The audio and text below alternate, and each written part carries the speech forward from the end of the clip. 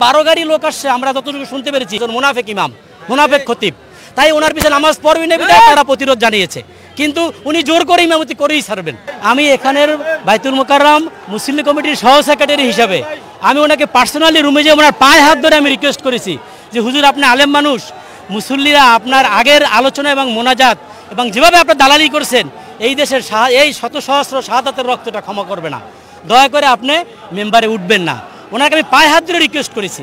দর্শক একেবারে তুমুল উত্তেজনা কিন্তু বিরাজ করছে বাইতুল মুকাররম মুক্তার গেট। দর্শক আপনারা দেখতে পাচ্ছেন যে একজনকে কিন্তু আপনারা দেখতে পাচ্ছেন যে আসলে তাকে ঘিরে রেখেছে পুলিশ, কিন্তু পরিস্থিতি নিয়ন্ত্রণের চেষ্টা কিন্তু করছে।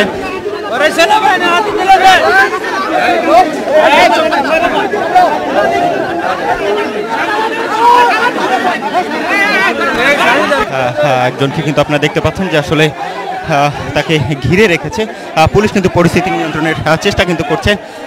পুলিশ কিন্তু তাদের হেফাজতে নেওয়ার চেষ্টা করেছে, অর্থাৎ তাকে কিন্তু পুলিশ তাদের হেফাজতে নিয়ে গেছে। পুলিশ কিন্তু তাদের হেফাজতে নিয়ে গেছে তাকে। দর্শক পরিস্থিতি কিন্তু একেবারে উত্তপ্ত পরিস্থিতি বিরাজ করছে এখানে। দর্শক দেখতে পাচ্ছেন যে সাধারণ মুসল্লিরা একজনকে কিন্তু আসলে তাকে ধরেছে এবং পরবর্তীতে পুলিশ কিন্তু তাকে তাদের নিরাপত্তা কিন্তু এখানে নিয়ে গেছে।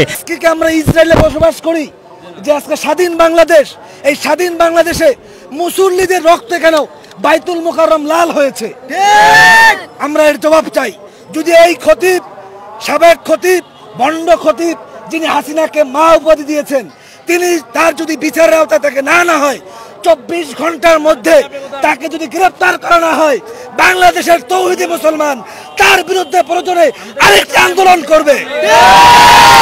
আর কয়েকশো সন্ত্রাসী মুসল্লিদেরকে মেরে মসজিদ থেকে বের করে দিয়েছে। আমার প্রশ্ন, এই অন্তর্বর্তীকালীন সরকার থাকা অবস্থায় কিভাবে এই সন্ত্রাসী আমাদের উপরে হামলা চালায়, এর বিচার চাই। তো 5 তারিখ আমাদের স্বৈরাচারী সরকার যখন বাংলাদেশ থেকে পালিয়ে গেলেন তখন উনিও এখান থেকে পালিয়ে গেছেন। 5 তারিখের পর থেকে আজকে জুমা পর্যন্ত উনি কোনো জমায় নামাজ পড়াতে আসেন নাই। আমি এখানের বাইতুল মুকাররম মুসলিম কমিটির সহ সেক্রেটারি হিসাবে আমি ওনাকে পার্সোনালি রুমে যে ওনার পায়ে হাত ধরে আমি রিকোয়েস্ট করেছি যে হুজুর আপনি আলেম মানুষ, মুসল্লিরা আপনার আগের আলোচনা এবং মোনাজাত এবং যেভাবে আপনার দালালি করছেন এই দেশের এই শত সহস্র শাহাদাতের রক্তটা ক্ষমা করবে না, দয়া করে আপনি মেম্বারে উঠবেন না। ওনাকে আমি পায়ে হাত ধরে রিকোয়েস্ট করেছি। উনি সাহস, উনি গোপালগঞ্জ থেকে লোক নিয়ে আসছে যথেষ্ট পরিমাণ। আগে 11টার দিকে এসে মসজিদ ভরে ফেলছে সেই লোক দিয়া, উনি মনে করছে এই শক্তি দিয়ে উনি মসজিদ দখল করবে, কিন্তু আসলে শাহাদাতের রক্তের সাথে মুসল্লিরা বেঈমানি করে নাই এবং করবেও না। সাধারণ মুসল্লিরা প্রতিবাদ করেছে, আমরা করি নাই। আমরা মূলে ওনার প্রস্তুতি নিয়েই ওনা আসছে, 12 গাড়ি লোক আসছে আমরা যতটুকু শুনতে পেরেছি, কতটুকু অথেন্টিক জানি না, কিন্তু যতটুকু শুনতে পেরেছি উনি নাকি 12 গাড়ি লোক নিয়ে গোপালগঞ্জ থেকে এখানে আসছে। এসে উনি মসজিদ দখল করছে, 11টার সময় মসজিদ ফুলফিল পুরা টোটালি গোপালী ছাত্রদের নিয়ে আসছে। এরকম একটা টোটালি একটি বাজে পরিবেশ তৈরি করে। আমাদের দাবি এতটুকুই যে সাধারণ মানুষের ইমাম দরকার, ন্যায়সঙ্গত কথা বলার ইমাম দরকার, কোরআন থেকে কথা বলবে এরকম ইমাম দরকার, দালাল ইমাম আমাদের দরকার নাই। মসজিদ হতে হবে মদিনার মসজিদের মতন, রাসূলুল্লাহ কথা যা বলতেন এই মিনারের মসজিদে দাঁড়িয়ে কোরআন এবং সুন্নাহর কথা বলবে, সেই রকমের মুসল্লি ইমাম আমাদের দরকার, খতিব আমাদের দরকার। নামাজের আগ মুহূর্তে আমরা দেখেছি এখানে একটা উত্তপ্ত পরিস্থিতি বিরাজ করছে, আসলে এখানে কি হয়েছে? এখানে ওই যে উনি ওনার গোপালগঞ্জ থেকে কিছু লোক নিয়ে আসছে, আর এখানে সাধারণ মুসল্লিরা বলতেছে ওনার পিছনে নামাজ পড়া যায় যাবে না, উনি একজন মুনাফিক ইমাম মুনাফিক খতিব, তাই ওনার পিছনে নামাজ পড়বেন না বিধায় তারা প্রতিরোধ জানিয়েছে, কিন্তু উনি জোর করে ইমামতি করেই ছাড়বেন। সবাই প্রতিবাদ করছে, উনি যে লোক ভাড়াটিয়ে করে নিয়ে আসছে সেই তারা এটার প্রতিবাদ করেছে, সেইখান থেকে একটা হিংস্র প্রতিবাদ তৈরি হয়েছে। কিন্তু আমরা ওনার গায়ে কেউ হাত দেই না এবং ওনাকে আমরা সর্বোচ্চ প্রোটেক্ট দিয়েছি, একজন আলেম কোনোভাবে যেন বেইজ্জতি না হয়, এবং আমরা সেটাই করেছি। জি, এই বাইতুল মুকাররমে এই হাসিনার খুনি হাসিনা নিয়োজিত এই দালাল কিভাবে আজকে মসজিদে প্রবেশ করলো, আমরা বলতে চাই প্রশাসন কি করলো। এজন্য আজকে মাননীয় প্রধান উপদেষ্টা সহ যারা বাংলাদেশ সরকারের বর্তমান দায়িত্বে রয়েছেন, মাননীয় ধর্ম উপদেষ্টা সহ আমরা মুসলিম হিসেবে বলতে চাই এই খুনি হাসিনা নিয়োজিত এই দালাল যাতে করে এই বাইতুল মুকাররমের চত্বরে ঢুকতে না পারে। আমরা বলতে চাই আজকে আমরা ইসরায়েলে বসবাস করি যে আজকে স্বাধীন বাংলাদেশ, এই স্বাধীন বাংলাদেশে মুসল্লিদের রক্তে কেন বাইতুল মুকাররম লাল হয়েছে, আমরা এর জবাব চাই। যদি এই খতিব, সাবেক খতিব, বন্ড খতিব যিনি হাসিনাকে মা উপাধি দিয়েছেন, তিনি তার যদি বিচারের আওতায় তাকে না হয় 24 ঘন্টার মধ্যে তাকে যদি গ্রেফতার করা না হয়, বাংলাদেশের তৌহিদি মুসলমান তার বিরুদ্ধে প্রয়োজনে আরেকটি আন্দোলন করবে। আমরা বলতে চাই, তোমরা কি ভেবেছো হাসিনা পালাইছে, ভারত থেকে তোমাদের ফোনে বলে তোমাদের আবার যৌবন ফিরে আসছে? পালাইছিলা তুমি 5 তারিখ এই বাইতুল মুকাররম থেকে, এখন তোমার আবার ভরা যৌবন আসছে। তুমি গুন্ডা পান্ডা নিয়ে গোপালগঞ্জ থেকে আলেম ওলামা ছাত্র জনতা মুসল্লিদের উপর হামলা করেছো। এ সন্ত্রাসী কিনা ভাই? আল্লাহ বলেছেন, আল্লাহ রাসূল বলেছেন, যিনি মসজিদে প্রবেশ করছে তিনি নিরাপদ। আজকে আমরা মসজিদে আমার ভাইয়ের রক্তে রঞ্জিত হলো। যদি এই খতিব রুহুল আমিন, ভণ্ড রুহুল আমিনের বিচার না হয়, আজকে এই তৌহিদি জনকে সাক্ষী রেখে বলতে চাই, আমরা প্রয়োজনে আরেকটি আন্দোলন গড়ে তুলব। ধন্যবাদ সবাইকে, আসসালামু আলাইকুম। দর্শক, আপনারা দেখতে পাচ্ছেন যে সেনাবাহিনী কিন্তু এখানে মোতায়েন রয়েছে। অপরদিকে বাইতুল মোকাররম উত্তর গেট কিন্তু আসলে উত্তপ্ত পরিস্থিতি বিরাজ করছে। দর্শক, আপনারা জানেন যে বাইতুল মোকাররমের যে খতিব, সেই খতিব কিন্তু সাবেক প্রধানমন্ত্রী শেখ হাসিনাকে কিন্তু তিনি কওমি জননী উপহার, অর্থাৎ তিনি কিন্তু কওমি জননী হিসেবে তিনি আখ্যা দিয়েছিলেন। তারই পরিপ্রেক্ষিতে আমরা দেখতে পাচ্ছি তিনি কিন্তু গত 5 তারিখের পর কিন্তু বাইতুল মোকাররমে অনুপস্থিত ছিলেন। এরপর কিন্তু আজ তিনি যেহেতু বাইতুল মোকাররম উপস্থিত হয়েছেন, তারপর কিন্তু আমরা দেখতে পাচ্ছি যে বাইতুল মোকাররম ঘিরে যে একটি উত্তপ্ত যে পরিস্থিতি, সেটি কিন্তু আসলে আমরা দেখতে পাচ্ছি। দর্শক, আপনাদের দেখানোর চেষ্টা করছি, আমরা কথা বলার চেষ্টা করব। অবশ্যই না, আমরা এটা অনাকাঙ্ক্ষিত, এটা কখনো কামনা করি না। যারা জানে যিনি সব সময় এখানে দালালি করেছেন, যিনি এখানে প্রধানমন্ত্রীর জন্য, শেখ হাসিনার জন্য দোয়া চেয়েছেন, সবসময় সাপোর্ট দিয়েছেন অন্যায়ভাবে, তিনি যখন স্বৈরাচারের পতন হয়েছে তিনি সেখান থেকে পালিয়ে গেছেন। কিন্তু হঠাৎ করে তিনি আবার কোন সাহসে, কার ইশারায়, কোন ইঙ্গিতে এই পরিবেশকে অস্থিতিশীল করার জন্য দুর্বিসন্ধি নিয়ে সে কেন আবার এখানে আসার ঘোষণা দিয়েছে? এবং ছাত্র জনতা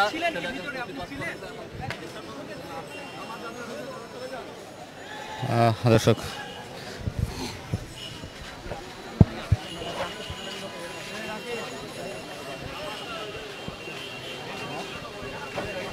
দর্শক দেখতে পাচ্ছেন সেনাবাহিনী কিন্তু মোতায়েন কিন্তু রয়েছে।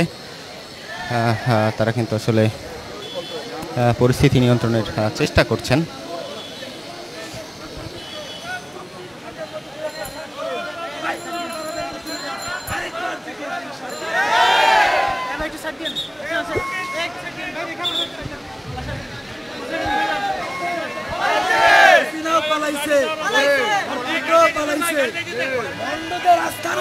বাইতুল মুকাররমে হবে না। নারায়ে তাকবীর।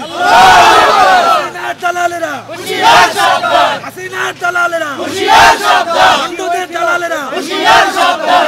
কি হয়েছিল আমরা কয়েকবার বলেছি যে এই খতিব রুহুল আমিন মসজিদে ঢুকছে নামাজ পড়াতে, মুসল্লিরা বলল আপনাদের নামাজ হবে না।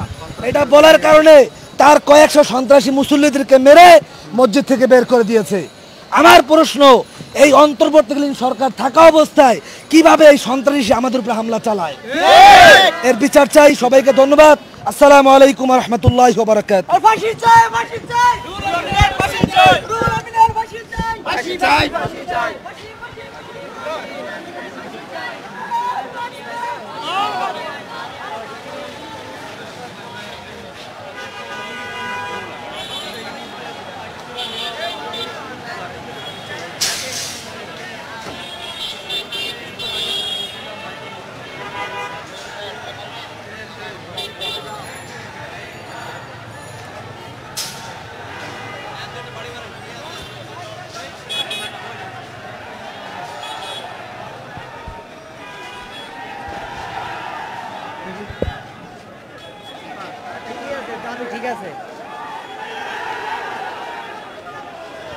উত্তপ্ত কিন্তু হয়ে উঠেছে বাইতুল মোকাররম চত্বর। দর্শক, আপনারা দেখতে পাচ্ছেন যে বাইতুল মোকাররম উত্তর গেট কিন্তু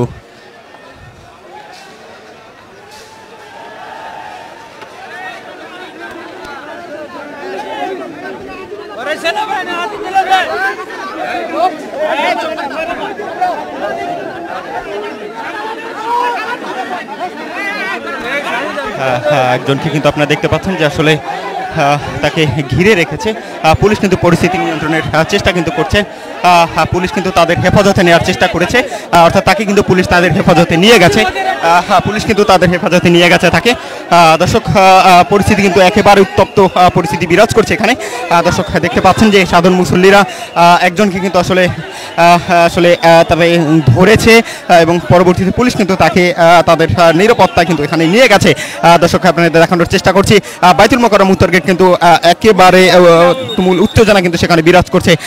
একে একে কিন্তু আপনারা দেখতে পাচ্ছেন যে এখানে সেনাবাহিনী মোতায়েন রয়েছে, পুলিশ মোতায়েন রয়েছে, এছাড়া কিন্তু অনন্য আইন শৃঙ্খলা রক্ষাকারী বাহিনীর সদস্যরা কিন্তু মোতায়েন রয়েছে। দর্শক, আপনাদের দেখানোর চেষ্টা করছি। দর্শক দেখতে পাচ্ছেন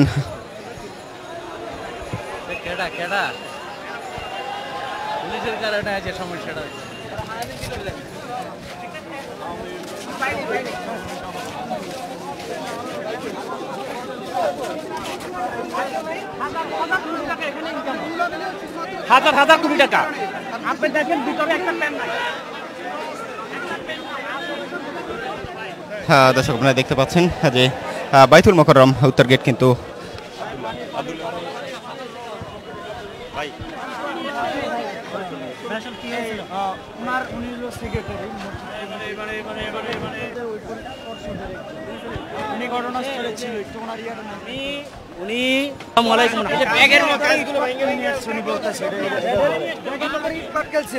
তারা যখন তারা এই গোপালগঞ্জ থেকে গোপালগঞ্জ থেকে তারা 500 রুহুল আমিন সাহেব 500 লোক ছাত্রলীগকে নিয়ে তারা মসজিদে ঢুকে, আর মসজিদ তারা আজকে আগেই ভরে যায়।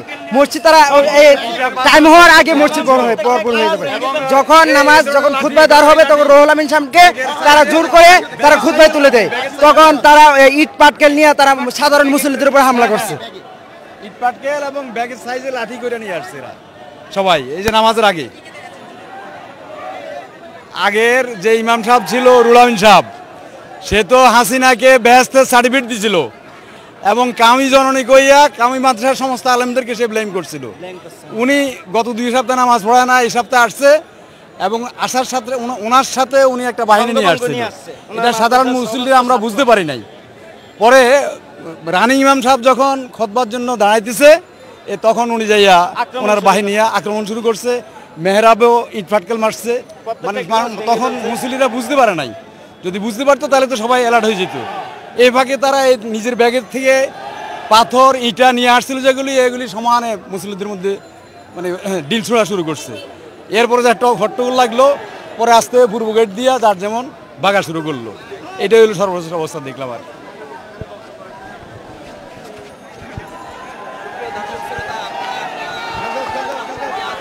দর্শক, একেবারে তুমুল উত্তেজনা কিন্তু বিরাজ করছে বাইতুল মোকাররম উত্তর গেট। দর্শক, আপনারা দেখতে পাচ্ছেন যে আসলে বাইতুল মোকাররম মুসল্লিরা তারা কিন্তু আসলে বাইতুল মোকাররম উত্তর গেট থেকে আসলে মিছিল নিয়ে তারা কিন্তু বের হচ্ছে। অপরদিকে আমরা দেখতে পাচ্ছি যে সেনাবাহিনী তারা কিন্তু একেবারে সতর্ক অবস্থানে কিন্তু রয়েছে।